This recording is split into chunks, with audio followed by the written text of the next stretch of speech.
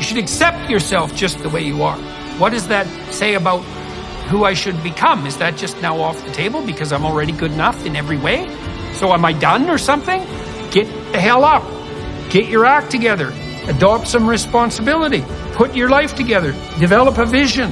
Unfold all those manifold possibilities that lurk within. Be a force for good in the world, and that'll be the adventure of your life. The link between violent video games and aggression is pretty damn minimal. What appears to be the case is that more aggressive boys like more aggressive video games, and there's not much of a causal loop there. You know, a lot of this identity confusion that I see among adolescents in, let's say, junior high, high school, and university looks to me like late manifestation of pretend play that should have occurred at about the age of 3. I'm particularly concerned, like as you said, about video games, not so much because, as you said, of the content, but because of how they outcompete some of these other more traditional nourishments. One of the most effective ways that we can kind of win in the capitalist system is to deliver something that is hyper-stimulating, that's very cheap. If junk food is flavor divorced from nutrition, then pornography is sexuality divorced from the context of relationships. Video games are thrill divorced from physicality, and they can play all day without any self-regulation from having to, the physical demands of actual rough and tumble play. They can practice shooting and running and jumping and all the things that I did as a kid, actually physically. It's not that bad necessarily on its own. The problem is that it's so easily outcompetes the actual thing that we need, which is the real physical play. The problem here, too, is that we no longer allow our boys to be boys. We tell them to use their words and not their hands, and I'm not advocating for a playground beatdown all the time, but a great many things that are part of normal development for our boys becoming young men have now been blackballed as bullying. And of course, I'm not condoning bullying either. As a matter of fact, it seems like that whole notion of bullying has been somewhat turned on its head because it only applies to certain kind of kids. So, for example, my son, my youngest, and my middle boy, they're both bigger than their peers physically by a long shot. So they had to be extremely cautious and careful how and when and where they use their words, their louder voice, and their hands. But other smaller children could say really obnoxious, bullying, mean things to them under their breath, and there weren't consequences for that sort of thing. So I think that there's been culturally this really big problem with making sissies out of our boys when they're kids, instead of letting them have some consequences physically for doing things that are provocative, because you stop acting like that probably the first time you get your butt handed to you. And several of us in my generation, I'm sure, can remember the first time you really had to stand up for yourself physically. And it's not necessarily all bad. You can also compare and contrast that with the daily fights that go completely unchecked in our public schools. I can tell you that happens at my son's high school here every day, all the time. Huge fights. Very little consequence for that. We have it all upside down.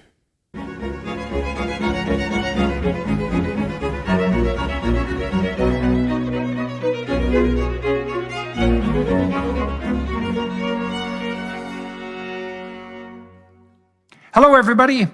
I'm speaking today on matters psychological and practical, I suppose, and hopefully also, entertaining and fun, as well as appropriately serious. I'm talking to Rafe Kelly today, who heads an organization called Evolve, Move, and Play. And I'm very interested, have been very interested for a long time in the role of play in the integration and regulation, not only of aggression, but also in the fostering of pro-social behavior at an embodied level. And there's a literature that has emerged over the last several decades indicating that rough and tumble play in particular is important for kids at very early developmental stages, probably from 6 months up to,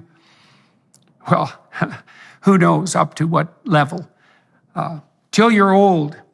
And then that pretend play, which scaffolds in on top of that, is also of primary significance in the development of the ability to act in a truly reciprocal and social manner, a manner also that simultaneously fosters development. So we're going to talk about that today. So Rafe, why don't we start with a bit of your background? Yeah. Why don't you fill people in on your educational background, your interests and all that, and then we'll start talking about get more to the nuts and bolts of play. Yeah, I think given that you started with kind of rough and tumble play, it'd be good to start with my early childhood. So I was diagnosed with ADHD and dyslexia at an early age, and my dad had similar learning disabilities that he'd really struggled with. And I was kind of raised in that counterculture, so my dad wanted to just take me out of the school system and just unschool me. And my mom didn't, so there was a big conflict there. And my dad kind of reacted to that by just sort of pulling away from me and sort of emotionally neglecting me. So I was acting out in school and getting in lots of fistfights. And I got introduced to the martial arts when I was 6 years old, and that started helping me learn to regulate my emotions. And then I had a mentor who came into my life who actually took over my education and started homeschooling me after going into fourth grade. And he did a few things that were really helpful to me. He, let me spend, just 2 hours a day doing homework, and then the rest of the day I would be out running in the woods. But he also did rough and tumble play with me extensively, pretty much every day. And so we would wrestle all the time, and that became incredibly healing for me. So through the martial arts and through rough and tumble play, very early on, I experienced that physical practices could have this really transformative effect on me. And how old were you when that started, that rough and tumble play? yeah, so my dad did a lot of rough and tumble play with me when I was little, but then there was that period where it was more neglectful in our relationship. Then the second mentor who came into my life when I was 8 years old. 8, yeah. Yeah, well, that you pointed out something very interesting there with regard to your father. I mean, I've actually seen that pattern in many families. Mm-hmm. And it seems, so for example, I've seen within my own extended family, thinking of one couple in particular, where every time the father attempted to involve himself in the discipline, let's say, which is really the attention and regulation of his son, his wife would, in small ways and not so small, interfere. Yeah.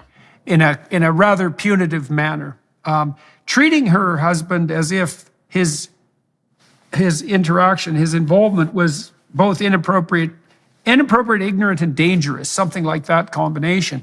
This is a trap a lot of women fall into. They step in between their husband and their kids when the husband is delivering the masculine version of the kind of discipline that only a father can give. I don't care who you are. Women cannot raise men to be men. They need a woman. They need a man. They need a father in their life who can be the counterpart to the nurture. A father imparts courage and adventure and fearlessness and consequences into their lives. I can remember pivotal moments in raising my boys and thinking, I really want to rescue them from these moments, but I had to let them have those soft bottoms. I had to let them face those consequences. Women destroy their children and their families and their marriage when they begin to undermine their husband, especially in front of their children. Men who do the same thing with women are just as guilty. But in this instance, what we're discussing is women who come between a man and his boy in the middle of a man administering punishment that fits the behavior. And my experience with that has been that what men usually do in that situation is pull away. Yeah. And that's really devastating for the kids. Like the mother has to put up a bit of a barrier because Pulling away is absolutely normal. It's devastating for the kids. It's also something that women find themselves confused about. They're like, why is he pulling away? I don't understand. But the reason is you're removing a significant portion of your husband's masculinity, or the father of your children, however the case may be.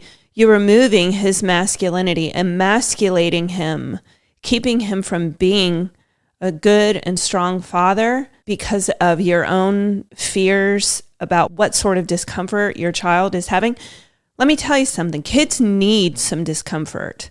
Without that, we end up with the kind of kids that we're seeing all over the country right now. No respect, don't want to be held to any sort of consequences, not able to submit to authority. And clearly, I'm not talking about every single child, but there is a huge problem with that in the United States right now. Everybody's more interested in what makes you feel good, what makes your children feel good, than what is good for them. There should be a little tension between the parents about how the kids should be treated.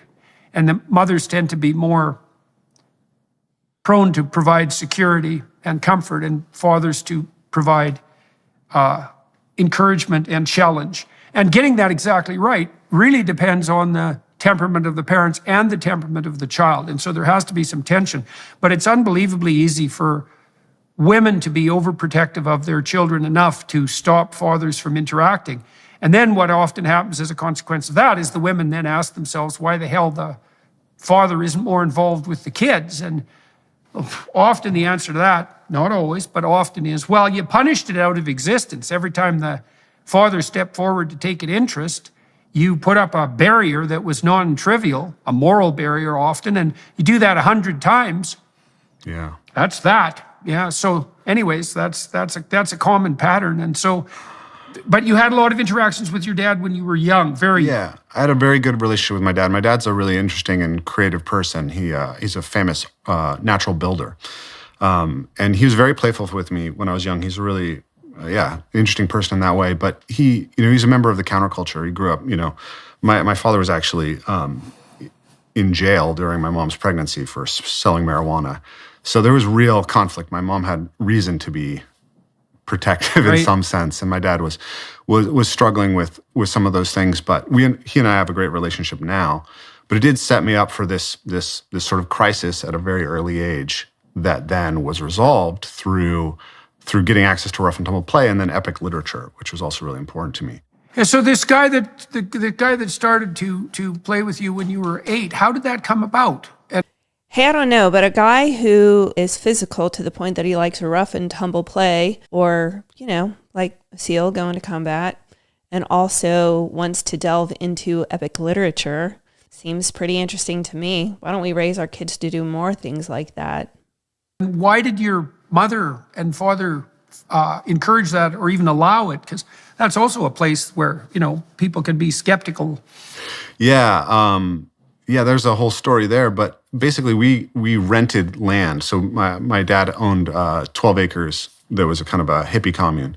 And so we just rented a space to this couple. It was 2 men who'd moved in. And my mom was desperate for babysitters, and he offered himself as a babysitter. And then over time, we just got closer and closer. And so when my mom took me out of school, initially she was going to do some of the homeschooling. And then over time, it was like the demands on her for taking care of the family financially and taking care of my little sister were sufficient that it was very difficult for her. And he was just there and, was willing to do it. And so that's kind of how that worked out. So what I wanted to share was that as I kind of then developed, I was in this Red Cedar Circle, which is a kind of Native American religious group in my late childhood, early teens. And there were a lot of other young kids there whose families were part of it. They were 2, 3, 4 years old. And so by the time I was 12, I started really being asked to babysit these younger kids. And I noticed that they all had this incredible hunger for rough and tumble play. It was like this deep unmet need that I was seeing in children everywhere. And so I started just being the guy who would roughhouse with kids at any social gathering. And then people started asking me to come over. When I was 13, one of my closest friends died, unfortunately, after a bike accident. He had his spleen taken out, and he didn't get sewed up properly, so he hemorrhaged out. But he had a 6-year-old brother, and his brother started having a hard time falling asleep after he passed away because he used to roughhouse with his older brother every night before bed. So his mom called me and asked me to come over a couple nights a week and just roughhouse with this kid so that he could sleep.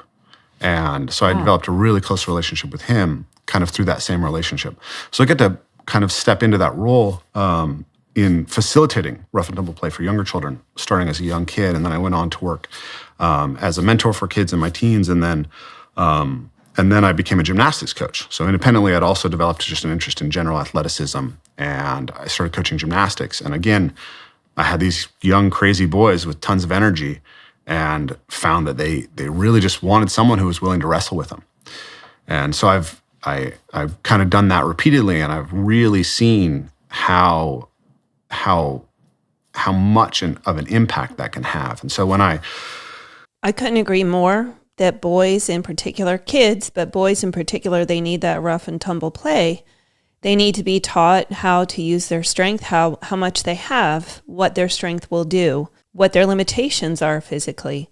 And if they don't get the opportunity to practice that, it may come out later in ways that are unfortunate and very costly. Our society is emasculating our men and making it bad or wrong to be able to do violence. Without men who can carry out violence, none of us are safe.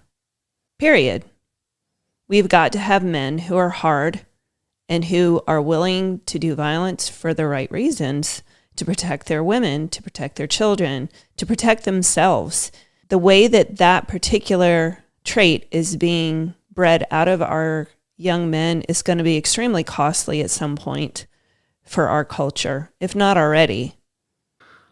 I first came across the play research through a man named Frank Francich in his book, The Exuberant Animal, and I started digging into it behind that, and then came into Stuart Brown's work. And I'm not sure if you're familiar with Stuart Brown, but Stuart Brown was a psychological researcher as well, and he was looking specifically at spree killers, people who go out and kill a lot of people in one go. And he was looking for any kind of common trait in their development that would explain this pattern. And what he found was actually inhibition of play. That if you look at spree killers, they almost always were prevented by their parents from playing. Their parents treated play as unnecessary and as something that had to be restricted. And that this, he believed, was the center of that. And then through Stuart Brown, I became aware of Yakpenk. I wonder if any of that has a correlation to mass violence that we're seeing. The fact that a lot of these rough and tumble sort of play practices are being removed almost completely from our youth, especially our boys. Accepts work. So later, when I came into to your work and started listening to you talk about Yakpenk and the rats, I was like, oh yeah, this is it. And then obviously you've written that paper on rough and tumble play and the regulation of aggression, and that paper was just like, yes, absolutely. For me, because I was put in detention when I was in second grade because I actually bounced a kid's head off the concrete and like bust his nose open. And it was only because someone was willing to go really deep with me into that intense physical play that I was able to let go of that need to express the aggression in the actual social situation and to develop empathy. That's what I think is so incredible about what you've talked about and what I've seen is that it's pretty counterintuitive to think that through the rough play where we see the results of physical aggression, what it actually does to the other person. And only through that understanding are we able to have some sort of compassion for others and an understanding of our ability. And I'm going to say, without a doubt, that the same exact condition exists when it comes to firearms. I know some people are going to disagree with me, and I don't care. Y'all are welcome to your opinions. But there was a time in our country when firearm safety was a mandatory class in middle school. And it wasn't that long ago. My husband told me he had those classes when he was growing up. He's 54. It's not that long ago. Many of us can remember when you could go to high school with a clear gun rack and a shotgun hanging in the window of your pickup truck because you were going to be hunting deer either before or after school, and nobody thought twice about it. And it's because we had some exposure to the realities of aggression and violence, and we respected life and other people. That all seems to have gone out the window right now. This is really touching at the root culturally of one of our biggest challenges as a society is because we stem and stave and ward off any sort of actual authentic aggression between children when they're growing up. We put off the reality that they're going to have to express that at some point or another.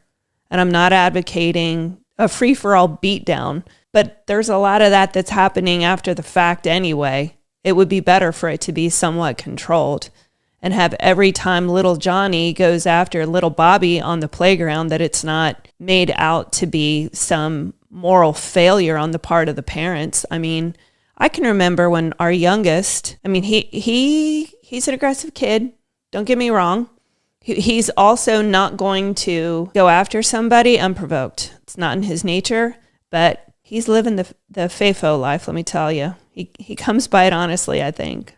And he was singled out on more than one occasion because he was known for being aggressive. So he was punished for doing things that other kids got away with, and it really infuriated me. It's part of the problem we're seeing in society. Let boys be boys. They will not grow up into men any other way. We think that it's like just mocking out combat and building the skills of combat, but actually what you're really doing is learning the dance of recognizing how your touch and the way that you move with somebody, how that plays out in them. And then that's that kind of really building ground for empathy. Mirroring. Yeah. Well, there's, I have a great paper on my personality course website on the hypothalamus. The name escapes me at the moment of the author, but it'll come back. But it's on the hypothalamus. People can go to my Psychology 230 website on my home website under courses. And the gentleman who wrote that paper, who's a real genius, basically put a physiological scaffold underneath Jean Piaget's ideas about the expansion of reflex. And so, we think of empathy as something like theory of mind. Yeah. And that I can understand your pain, but that isn't, and it's conceptual, but that isn't really how it works, because you use your body as a platform to run simulations of other people.